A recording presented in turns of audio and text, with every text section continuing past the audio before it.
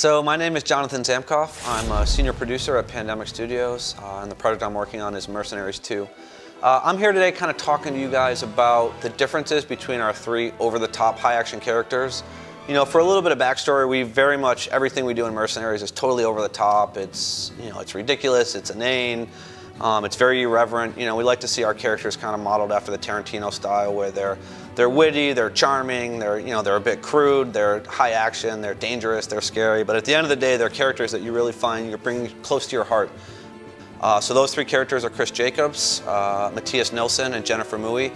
Each one not only kind of plays differently and looks and feels different, they also have a bit of a different backstory and a bit of a different motivation for why they do the things they do. You know, at the end of the day, pride and profit fuel the mercenary, so you know, there is a symmetry between all three of these characters, that they all want to get paid, which really is the main backstory of Mercs 2, is you kind of get, you know, you help this megalomaniac Ramon Solano stage a coup of Venezuela that you're unaware of. That part of it you're fine with.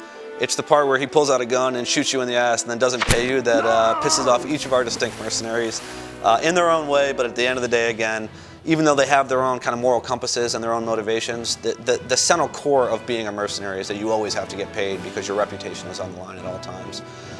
So Chris Jacobs is former US military, big, strong guy.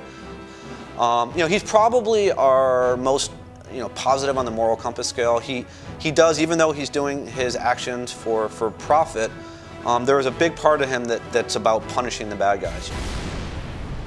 From a gameplay fundamental, we've given Chris more ammo, so from, you know, the kind of light RPG elements. For the player who wants to be a bit tactical, he's a guy who can take the average ammo clip, and his bumps up a lot compared to Jennifer or Matthias. So obviously, strategically, if you're somebody who likes to fire off a lot of round, if you don't like to go quietly into the night, Chris Jacobs is the character that you want to use. Matthias is obviously kind of the most charismatic and over-the-top character we have in the game. He's a former Swedish rebel, biker, crazy outlaw guy.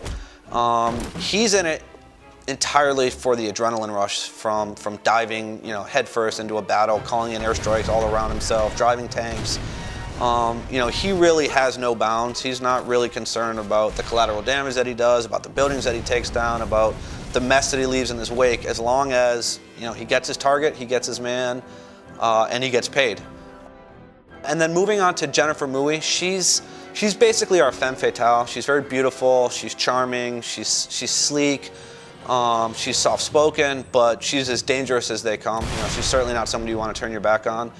Her whole motivation is truly about the money. It's about efficiency. She has some instances in her past where she doesn't believe in trusting anybody, and the only person she's going to trust at the end of the day is herself. So the best way to trust yourself is to become, in her mind, smashingly rich. So, you know, why use 20 bullets when you can use one? Why call in an airstrike when you can sneak up behind somebody and melee bash them and take them out?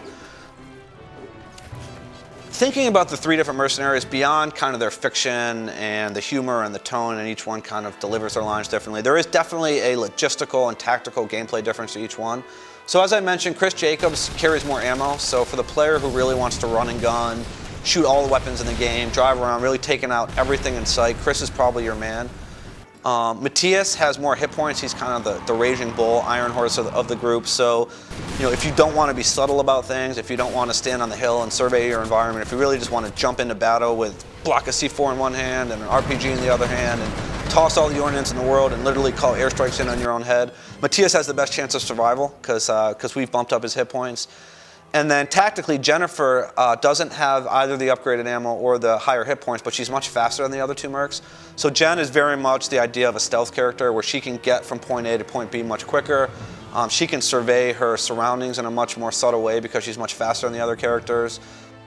So I hope this gives you guys a bit of a better sense of the kind of core dynamics of each of our three characters, you know, both the mechanical differences in the game and the fictional stylized differences between our three characters.